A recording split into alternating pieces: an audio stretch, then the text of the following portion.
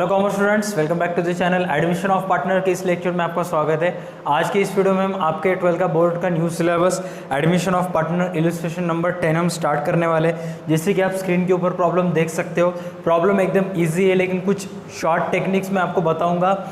अगर ये टेक्निक्स आप याद रखोगे तो ये प्रॉब्लम कभी भी आप करोगे तो आपको डिफ़िकल्टीज नहीं आएंगी। सबसे पहले एडजस्टमेंट देखते हैं। प्रॉब्लम के ऊपर क्या बोला information, Kabir and Reshma are partner sharing profit losses in the firm 4:1। Kabir और रेशमा ओल्ड पार्टनर्स है जिनका ओल्ड रेशो दिया है 4:1। जो न्यू पार्टनर बिजनेस में ऐड होने वाली है उसका नाम दिया है Suvarna. On 1 April 2019 Suvarna is admitted in the partnership firm on the following terms.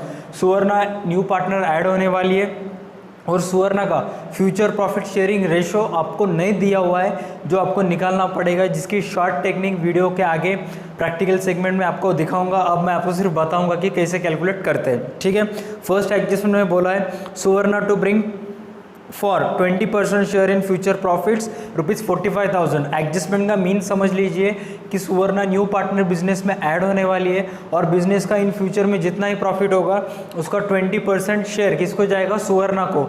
Total 100% profit में से 20% शेयर सुवर्णा को जाएगा और उस 20% शेयर के लिए, उस 20% शेयर ऑफ प्रॉफिट्स पाने के लिए एज ए कैपिटल वो कितना रुपए बिजनेस को देने वाली है, 45,000। अब आप सोचिए 100 आउट ऑफ 20% शेयर सुवर्णा लेंगी, इसका मतलब 1/5 ऑफ प्रॉफिट का शेयर सुवर्णा लेंगी। अब आपको सुवर्णा का फ्यूचर प्रॉफिट में हिस्सा कितना है, 1/5। ये कैसे आया, कैसे कैलकुलेट किया मैंने, आपको वीडियो के आगे प्रैक्टिकल सेगमेंट में देखने को मिलेगा।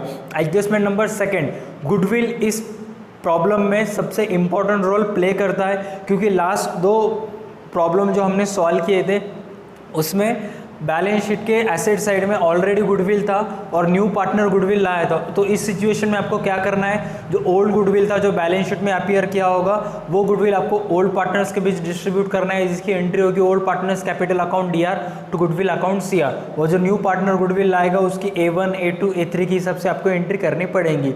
अगर एडमिशन की किसी प्रॉब्लम में पहले से गुडविल बैलेंस शीट में अपीयर होता है और एडजस्टमेंट में बोलता है कि न्यू पार्टनर गुडविल लाया, तो उस समय आपको वैसे एंट्रीज करने पड़ेंगे। ओल्ड गुडविल पार्टनर को डिस्ट्रीब्यूट कर देना पड़ेगा, ओल्ड पार्टनर्स को, और न्यू गुडविल को A1 A2 A3 के हिसाब से डिस्ट्रीब्यूट करना पड़ेगा।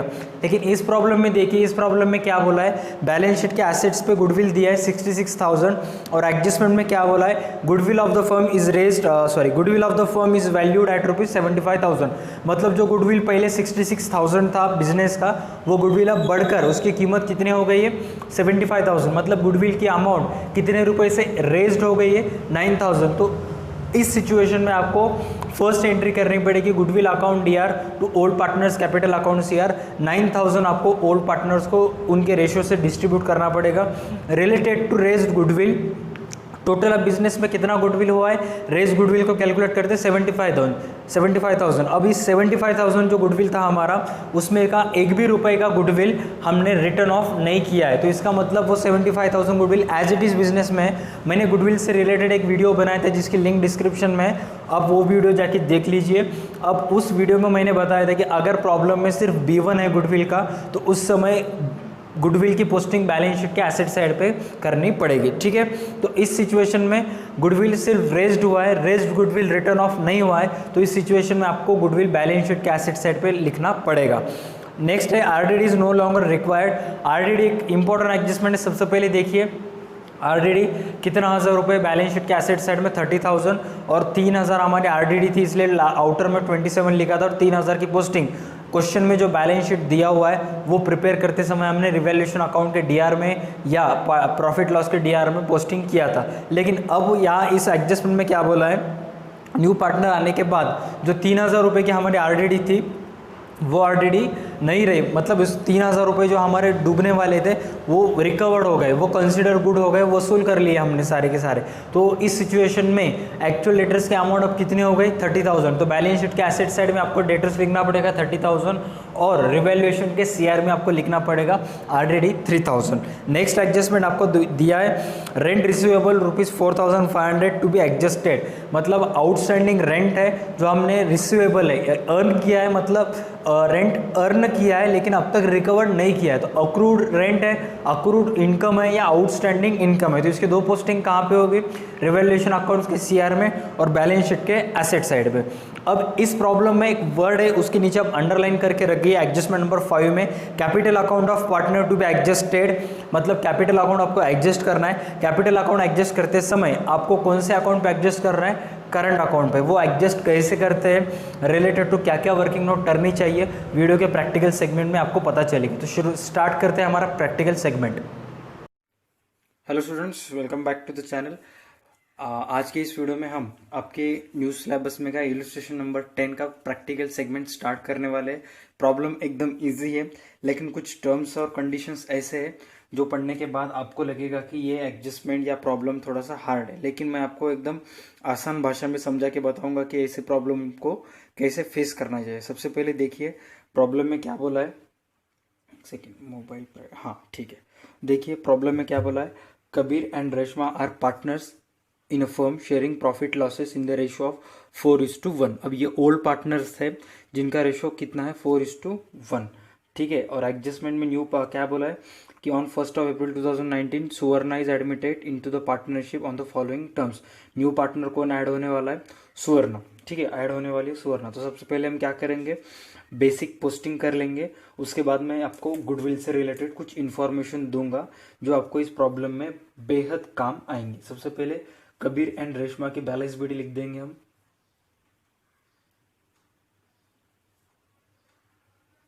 1,05,000 कबीर का और रेशमा का 75,000। और पहले से बैंक अकाउंट में बैलेंस कितना है, बैंक ऑब्लिक कैश है, कैश ऑब्लिक बैंक, एक ही टर्म है, टू बैलेंस बीडी।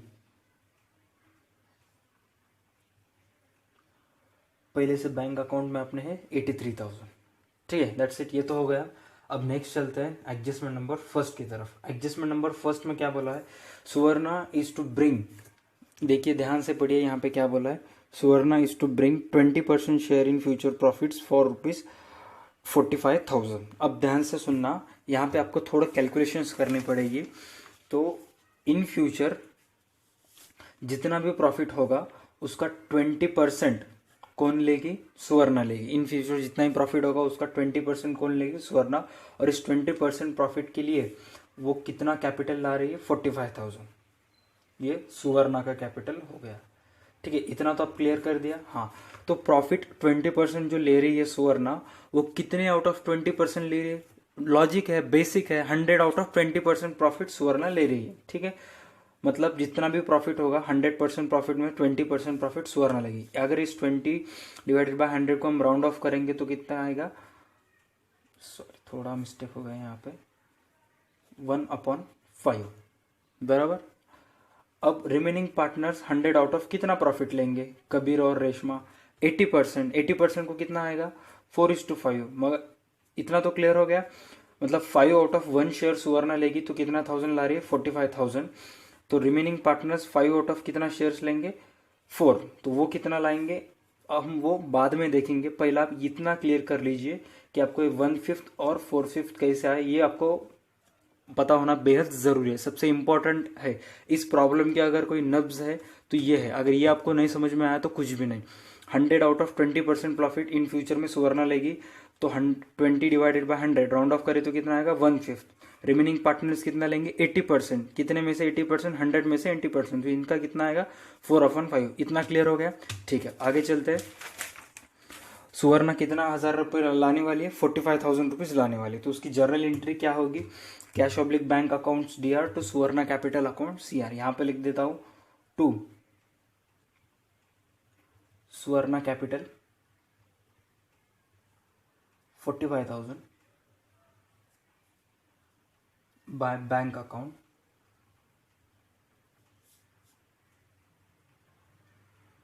45,000। इतना क्लियर हो गया। नेक्स्ट एडजस्टमेंट, अब गुडविल से रिलेटेड सबसे इंपॉर्टेंट इस प्रॉब्लम में अगर कुछ है, रेशो के बाद गुडविल है। गुडविल आपको क्या बोला है, goodwill of the firm is valued at 75,000। इतना तो क्लियर हो गया, गुडविल का वैल्यूएशन कितना हो गया 75,000। अब बैलेंस शीट के एसेट साइड में देखिए, पहले से आपको गुडविल कितना दिया हुआ है 66,000 बराबर। अब ध्यान से सुनना, यहाँ पे एक रूल है, अगर बैलेंस शीट पुराने बैलेंस शीट में पहले से गुडविल है और उस प्रॉब्लम में न्यू पार्टनर अगर गुडविल लाता है तो आपको दो अकाउंट्स निकालने पड़ेंगे, एक इस गुडविल के लिए 66,000 के लिए और एक न्यू गुडविल के लिए जो न्यू पार्टनर लाएगा। और ओल्ड जो गुडविल होता है वो हम कौन से रेशियो से डिस्ट्रीब्यूट करेंगे, ओल्ड रेशियो से। उसकी एंट्री होगी goodwill partners capital account DR to goodwill account CR, और न्यू पार्टनर जो गुडविल लाता है उसकी एंट्री A1 A2 A3 के हिसाब से हम कर देंगे। ये लास्ट के प्रॉब्लम में देखा था। अब इस प्रॉब्लम में सिर्फ गुडविल का एक ही अकाउंट निकलता है, क्योंकि गुडविल पहले से कितना था 66,000 और बाद में कितना हो गया 75,000। मतलब गुडविल रेज्ड हुआ, कितने रुपए से रेज्ड हुआ 66 में से 75,000 अगर बढ़ गया तो 9,000 से वो गुडविल रेज्ड हो गया। इसका मतलब अब इस प्रॉब्लम में एक ही गुडविल अकाउंट निकलेगा। दो गुडविल अकाउंट कब निकलते थे, अगर पहले से गुडविल बैलेंस शीट में अवेलेबल है, बैलेंस शीट के एसेट साइड में अपीयर करता है और उस प्रॉब्लम में न्यू पार्टनर गुडविल लाता है तो दो गुडविल अकाउंट्स निकलेंगे। लेकिन इस प्रॉब्लम में गुडविल रेज्ड हुआ तो एक ही गुडविल अकाउंट निकलेगा, जिसे हम यहाँ पे मैंने ऑलरेडी निकाल चुका हूँ। पोस्टिंग कैसे करेंगे देखो, सबसे पहले बैलेंस BD लिखेंगे,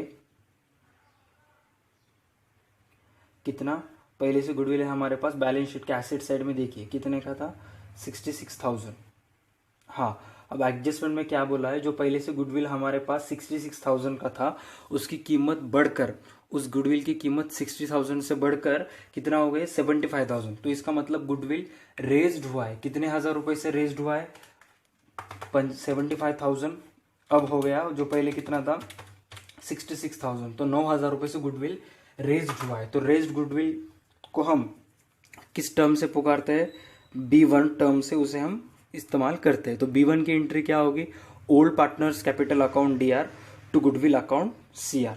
अब वो 9,000 रुपये आपको B1 की एंट्री करनी पड़ेगी और B1 को डिस्ट्रीब्यूट करते समय आपको 9,000 रुपये को डिस्ट्रीब्यूट करना पड़ेगा, क्योंकि गुडविल रेज्ड कितना हुआ 9,000। तो इसकी एंट्री क्या होगी, to Kabir capital account to Reshma capital. 9,000 को आपको जो रेज्ड हुआ 4:1, इतना ही है ना शायद ओल्ड रेशो, आई थिंक देख लेंगे एक बार, कंफर्म कर लेंगे। हाँ उतना है 4:1। तो 4:1 से आपको डिस्ट्रीब्यूट करने का है, तो कितना आएगा डिवाइडेड बाय 5, 1800 इंटू 4, 1800 इंटू 1, तो कितना कितना आएगा 7,200 और 1800, इतना तो हो गया। अब इसकी दूसरी पोस्टिंग क्या होगी, गुडविल रेज की journal entry goodwill account DR to old partners capital account CR। यहाँ पे हम लिख देंगे बाय गुडविल अकाउंट 7,200 और 18,000। और एक बार बताता हूँ, एडजस्टमेंट में आपको बोला है कि गुडविल की कीमत बढ़कर 75,000 हो गई है। जो पहले से गुडविल कितना था 66,000, तो कितना हो गया 75,000। मतलब गुडविल रेज्ड हुआ और कितना रेज्ड हुआ 9,000। तो रेज्ड की एंट्री क्या होगी, goodwill account DR to old partners capital account CR। अब प्रॉब्लम में देखिए, जो गुडविल रेज्ड हुआ है वो रेज्ड गुडविल रिटर्न ऑफ हुआ है क्या। अगर रेज्ड गुडविल रिटर्न ऑफ होता है तो टोटल गुडविल को आपको न्यू प्रॉफिट शेयरिंग रेशियो से all partners capital account DR to goodwill account CR करना पड़ेगा। रिलेटेड टू गुडविल इस प्रॉब्लम में कुछ भी एडजस्टमेंट नहीं दिया हुआ है, तो आपको गुडविल अकाउंट अब क्लोज करना पड़ेगा। गुडविल टोटल कितना हुआ 75,000 रेज्ड हुआ, रेज्ड गुडविल रिटर्न ऑफ नहीं हुआ, इसका मतलब बिजनेस में गुडविल अकाउंट है और गुडविल अकाउंट डेबिट बैलेंस दिखा रहा है। मैं गुडविल के ऊपर बेसिक गुडविल के ऊपर ऑलरेडी एक वीडियो बना चुका हूं, अगर आपने वो वीडियो नहीं देखा है कि उसकी लिंक डिस्क्रिप्शन में आप जाके चेक कर सकते हैं, तभी आपको इस प्रॉब्लम का गुडविल अच्छे तरीके से समझ में आ जाएगा। क्योंकि जो पहले से स्टूडेंट्स है उन्होंने B1 B2 A1 A3 A2 ये सारे कोड्स क्रैक कर लिए, उनको पता है। अगर आप नए हो तो आपको नहीं पता है, थोड़ा आपको कन्फ्यूजन होगा। Goodwill account close. अब ध्यान से सुनना, अगर लिख भी दे सकते हो कि इंपॉर्टेंट नोट, जिस भी किसी भी प्रॉब्लम में सिर्फ B1 होता है, B1 की एंट्री होती है, उस प्रॉब्लम में गुडविल अकाउंट बैलेंस शीट के एसेट्स में आता है। अब इस प्रॉब्लम में सिर्फ B1 की एंट्री है, तो इस प्रॉब्लम में आपको गुडविल बैलेंस शीट के एसेट साइड में दिखाना पड़ेगा। तो यहाँ पे लिखता हूँ गुडविल 75,000, ये होगा गुडविल का। क्लियर। नेक्स्ट चलते हैं हम आगे। हाँ, RDD is no longer required. अब ध्यान से सुनना, सारे के सारे एडजस्टमेंट्स बिल्कुल नए हैं, तो आपको 100% कंसेप्चुअल क्लैरिटी होनी चाहिए। अब लास्ट ईयर की जो बैलेंस शीट इन्होंने प्रिपेयर की थी 31 मार्च 2019 को, उस वक्त इन्होंने डेटर्स था इनके पास 30,000 और इनके RDD थी 3,000 और रिमेनिंग करंट डेटर्स की अमाउंट कितनी थी 27,000। मतलब 3,000 रुपये इनके डूब रहे थे और डेटर्स की एक्चुअल अमाउंट थी 27,000। और एडजस्टमेंट में क्या बोला है कि न्यू पार्टनर आने के बाद RDD जो 3,000 रुपये डूब रही थी वो RDD नहीं रही, नो लॉन्गर रिक्वायर्ड, मतलब 3,000 रुपये भी आपने वसूल कर लिए। तो डेटर्स की अमाउंट अब कितनी हो गई आपके पास 30,000। तो यहाँ पे आपको बैलेंस शीट के एसेट साइड में लिखना पड़ेगा डेटर्स 30,000 और जो RDD 3,000 रुपये आपने ये बैलेंस शीट प्रिपेयर करी थी और इस बैलेंस शीट प्रिपेयर करके लास्ट 3,000 लास्ट ईयर के रिवैल्यूएशन अकाउंट या लास्ट ईयर के प्रॉफिट लॉस अकाउंट में आपने क्या किया था, डेबिटेड किया था। अब आप उसको रिवर्स करना है और जो पहले डेबिटेड किया था अब उसको क्रेडिटेड करना है।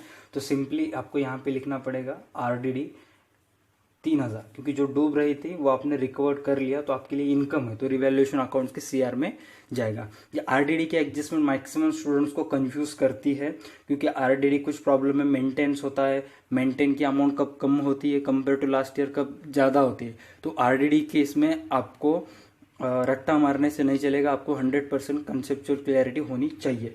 इस एडजस्टमेंट की कंसेप्चुअल क्लैरिटी आपको बताता हूँ। सबसे पहले देखिए, लास्ट ईयर के 30,000 डेटर्स थे और RDD कितनी थी 3, तो आपने 27,000 लिखा था जो कि आपको क्वेश्चन में दिया हुआ है। और एडजस्टमेंट में आपको बोला है कि जो 3,000 रुपये लास्ट ईयर में डूब रहे थे वो नहीं डूबे, जो आपने रिकवर्ड कर लिया, नो लॉन्गर रिक्वायर्ड। तो 30,000 डेटर्स की एक्चुअल की अमाउंट हो गई वापस, 27,000 थी वो 30,000 हो गई, तो आपने यहाँ पे लिख दिया। और जो लास्ट ईयर के बैलेंस शीट में आपने डेटर्स लेस करके लास्ट ईयर के रिवैल्यूएशन DR या लास्ट ईयर के प्रॉफिट लॉस DR में ट्रांसफर करा था, तो उस एंट्री को या उस ट्रांजेक्शन को आपको रिवर्स करना है। तो इसलिए वो अब इस प्रॉब्लम में कहाँ पे जाएगा, रिवैल्यूएशन अकाउंट के CR में। That's it for RDD adjustment. Next हम चलते हैं, rent receivable of ₹4,500 to be adjusted in the books. अभी एडजस्टेड एक नया टर्म लाया इन्होंने, जो कि अगर आपके पास ओल्ड बुक्स थी तो ओल्ड बुक्स में ये एडजस्टेड वगैरह नहीं था। Related to rent, capital account adjusted था लेकिन रेंट से रिलेटेड नहीं था। एडजस्टेड का मतलब आपको बस उसकी पोस्टिंग अकाउंटेड करना है, ठीक है। रेंट रिसीवेबल है 4,500। रेंट रिसीवेबल जो 4,500 है वो आपके लिए क्या है, आउटस्टैंडिंग इनकम है। आउटस्टैंडिंग इनकम की पोस्टिंग पार्टनरशिप फाइनल अकाउंट्स में कहाँ होगी, प्रॉफिट लॉस अकाउंट के CR में और बैलेंस शीट के एसेट साइड में। नॉट फॉर प्रॉफिट में आउटस्टैंडिंग इनकम की पोस्टिंग कहाँ पे होगी, इनकम साइड में और एसेट साइड में। तो सेम इस प्रॉब्लम में कहाँ पे होगी, रिवैल्यूएशन अकाउंट्स के CR में, बैलेंस शीट के एसेट साइड में। तो यहाँ पे मैं लिख देता हूँ rent receivable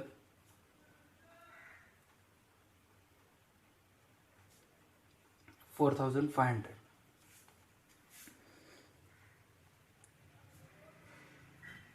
rent receivable 4,500, that's it. अब लास्ट एडजस्टमेंट देखिए, इंपॉर्टेंट है। लास्ट एडजस्टमेंट में क्या बोला है, capital account of all partners be adjusted. अब एक बात ध्यान से सुनना, अगर एडमिशन ऑफ पार्टनर के प्रॉब्लम में कैपिटल अकाउंट एडजस्ट होता है तो वहां पे कंपलसरी उस एडजस्टमेंट में ये वर्ड का इस्तेमाल होगा। ध्यान से लिख लीजिए, अंडरलाइन कर लीजिए, और उस वर्ड का नाम है adjusted. Compulsory capital account adjust जब होता है तो ये वर्ड एडजस्टमेंट में आएगा। अगर ये वर्ड नहीं आया तो दूसरा वर्ड कौन सा है, एक सेकेंड में आपको बताता हूँ। जो लास्ट प्रॉब्लम में अगर नहीं देखा है तो उसका वीडियो भी यूट्यूब पे ऑलरेडी अपलोड किया है, हमारे चैनल पे देख सकते हो। जो लास्ट वर्ड है वो है ये, आई होप आपको दिख जाए, और वो वर्ड है एक्सिस ऑफ कैपिटल। कभी कभी एडजस्टेड आता है, एक्सिस ऑफ कैपिटल आता है। अगर ये आ गया तो ये दो वर्ड्स आ गए तो समझने का है कि आपको उस प्रॉब्लम में कैपिटल अकाउंट एडजस्ट करना है। कैपिटल अकाउंट एडजस्ट दो अकाउंट से होता है, एक तो आपको ओल्ड पार्टनर का कैपिटल बेस लेना पड़ेगा, न्यू पार्टनर का कैपिटल बेस लेना पड़ेगा, और जो सरप्लस कैपिटल और डेफिसिट कैपिटल की अमाउंट होती है वो ट्रांसफर होगी करंट, लोन और कैश, तीनों में से एक। इस प्रॉब्लम में आपको कौन सा अकाउंट ओपन करने का है? Current account. कौन सा अकाउंट से क्लोज हो रहा है अगर इसकी इन्फॉर्मेशन नहीं दी रहती है, ध्यान से सुनना, कैपिटल अकाउंट एडजस्ट होने के बाद कौन से अकाउंट पे एडजस्ट करना है इन्फॉर्मेशन नहीं दिया होता है तो आपको as per partnership act rule आपको कैश अकाउंट से क्लोज करना पड़ेगा। ठीक है, तो यहाँ पे क्या बोला है कि partners capital account of partners to be adjusted in new profit sharing ratio by opening current account. सबसे पहले हम क्या करेंगे? कैपिटल अकाउंट एडजस्ट करेंगे। कैपिटल अकाउंट एडजस्ट करने के लिए ये जो पहले वर्किंग नोट मैंने आपको समझाई थी वो अब काम में आएगी। सबसे पहले देखिए, जो न्यू पार्टनर बिजनेस में ऐड होने वाली है सुवर्णा इन फ्यूचर में के जो प्रॉफिट था, इन फ्यूचर में जो प्रॉफिट है हमारा उसका 20% लेंगी, तो रिमेनिंग पार्टनर्स कितना लेंगे? 100 आउट ऑफ 80%। इतना तो क्लियर हो गया। तो इसका मतलब इन फ्यूचर में जो प्रॉफिट होगा उसमें सुवर्णा का शेयर कितना है? 1/5 शेयर सुवर्णा ले रही है तो 45,000 लाएगी। तो रिमेनिंग पार्टनर्स 5 में से कितने शेयर्स लेंगे? 4। तो वो कितना हिस्सा लाएंगे? सिंपली 45,000 इंटू 4 कितना होगा? 1,80,000 प्लस। तो टोटल आपका बिजनेस का एडजस्टेड कैपिटल कितना हुआ? 2,25,000। अब इस 2,25,000 को आपको क्या करने का है? न्यू प्रॉफिट शेयरिंग रेशो से डिस्ट्रीब्यूट करने का। न्यू प्रॉफिट शेयरिंग रेशो कैसे कैलकुलेट करते हैं? देखिए, ओल्ड रेशो कितना है? 4:1। इन फ्यूचर में सुवर्णा का शेयर कितना है? 1/5। जो न्यू प्रॉफिट शेयरिंग रेशो निकालने के लिए दो चीज रिक्वायर्ड है, ओल्ड रेशो और future profit sharing ratio of new partner. दोनों भी हमारे पास अवेलेबल है। हम अपने टेक्निक से कैलकुलेट करेंगे।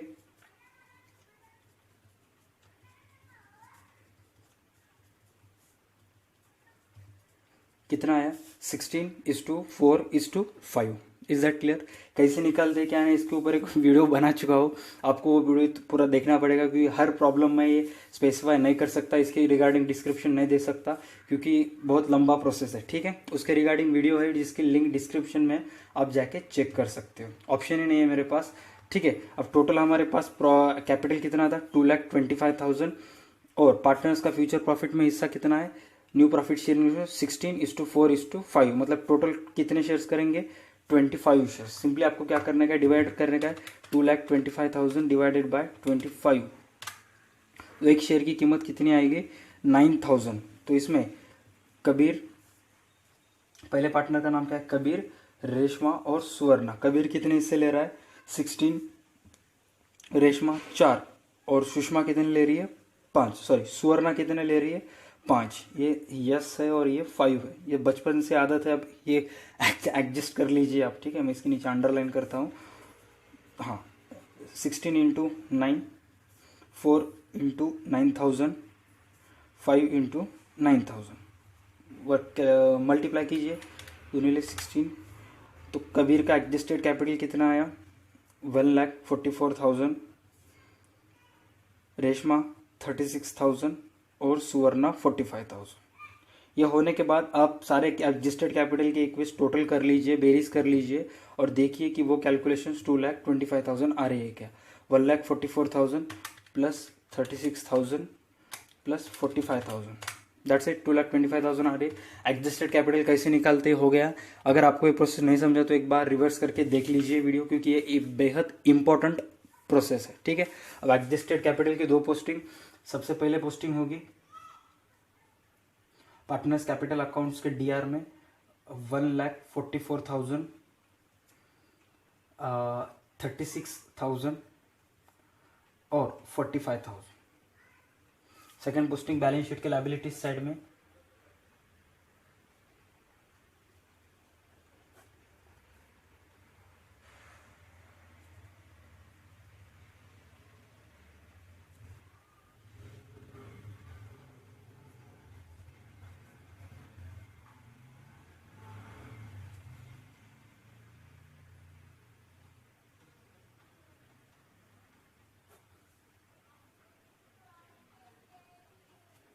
That's it.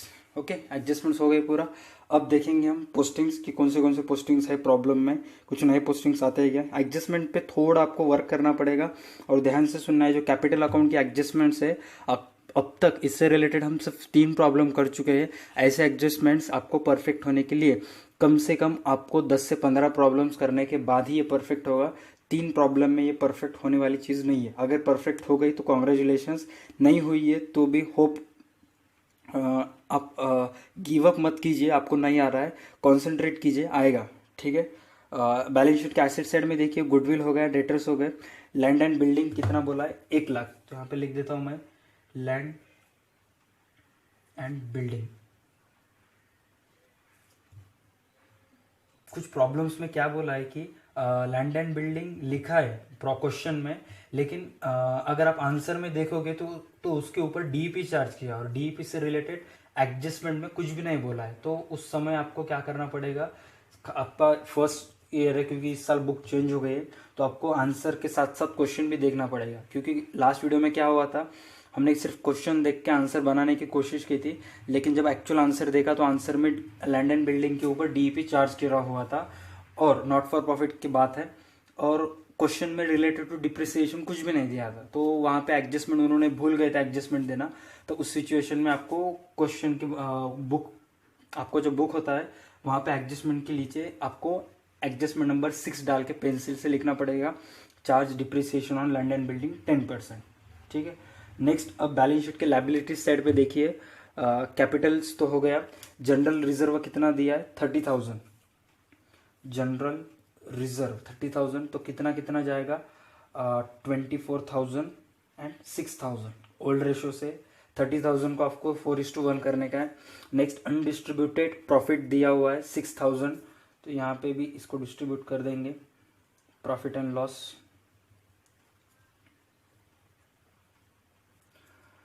कितना आएगा, 4,800, 1,200। ठीक है। Next, creditors for goods, creditor for expenses दिया हुआ है। ये कुछ भी नहीं है, बस आपको कंफ्यूज करने के लिए दिया है। सीधा सीधा एज इट इज उसे हम क्रेडिटर ट्रीट करेंगे। Creditors for goods, creditors for expense.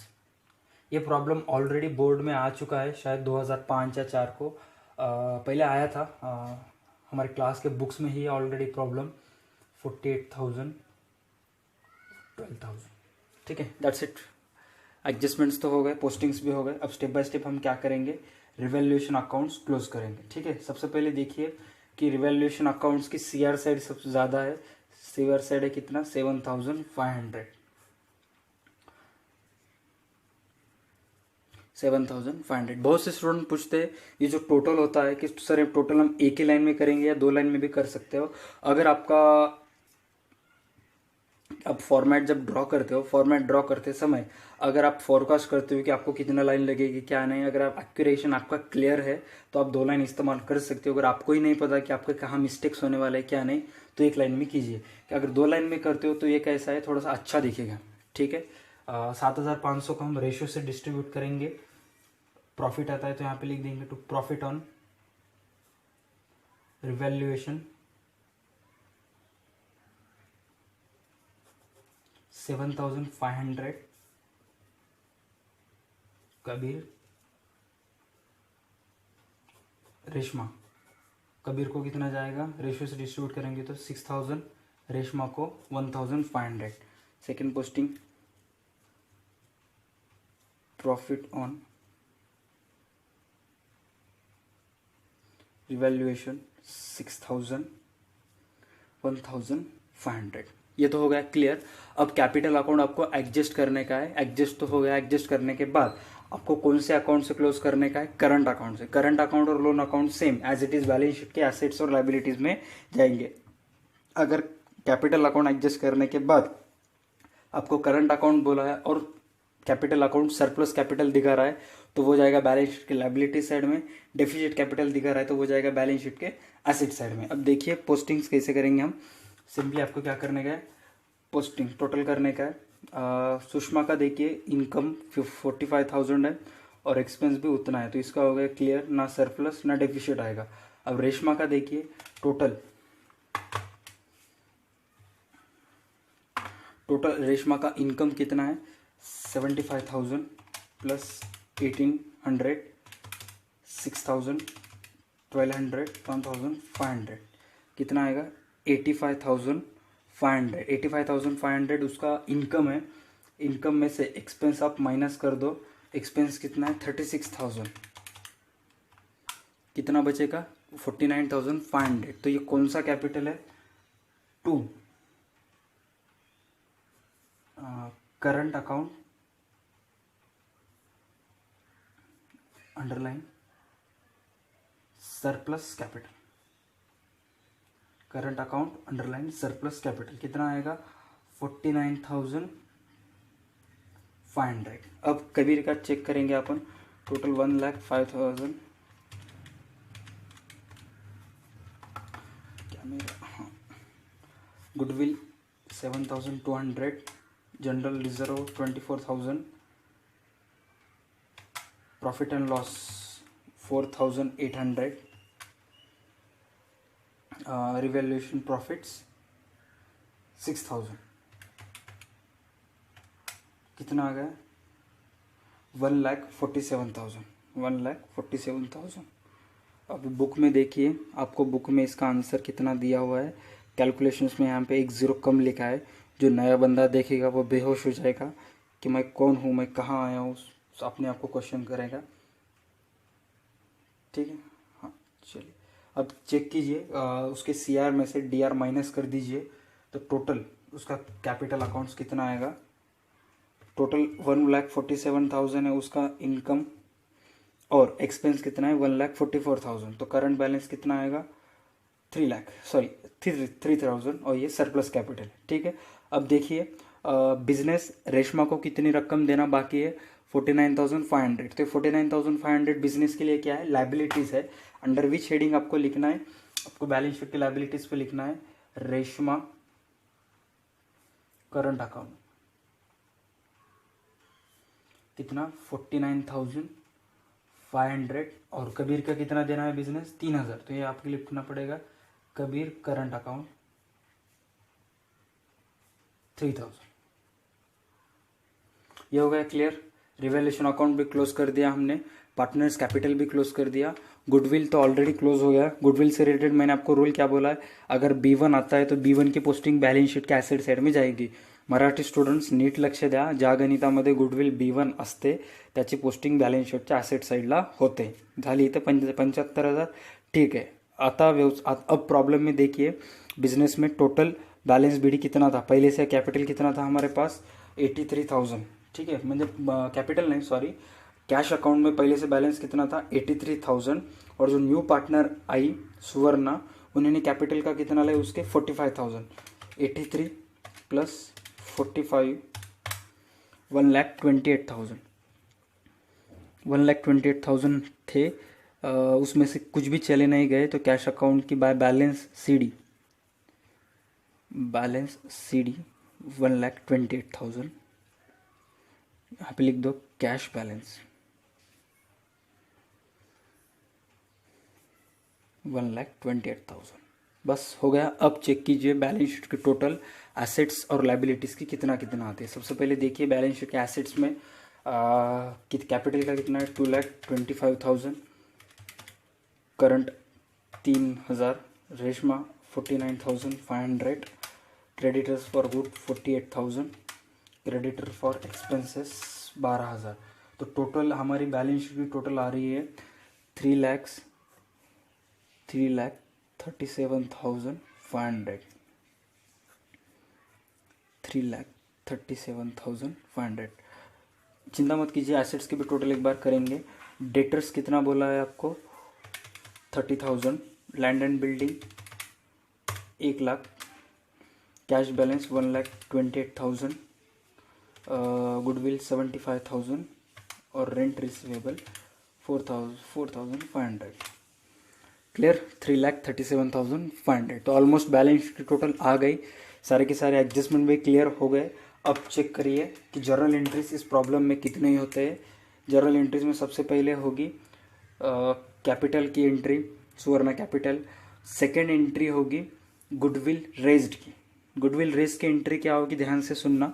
Goodwill accounts DR to Kabir capital account CR to Reshma capital account CR। Goodwill accounts के DR में आपको लिखने का है 9,000 टू रेशमा का Kabir capital account CR 7,200 to Reshma capital account CR 1,800। बस इतनी ही होगी एंट्री, इससे अलावा कुछ भी नहीं एंट्री होगी। अगर रेज्ड गुडविल रिटर्न ऑफ होता था तो आपको B2 की एंट्री करनी पड़ती थी, जो कि इस प्रॉब्लम में नहीं है। 2 एंट्रीज हो गए। उसके बाद general reserve undistributed profit loss, ठीक है।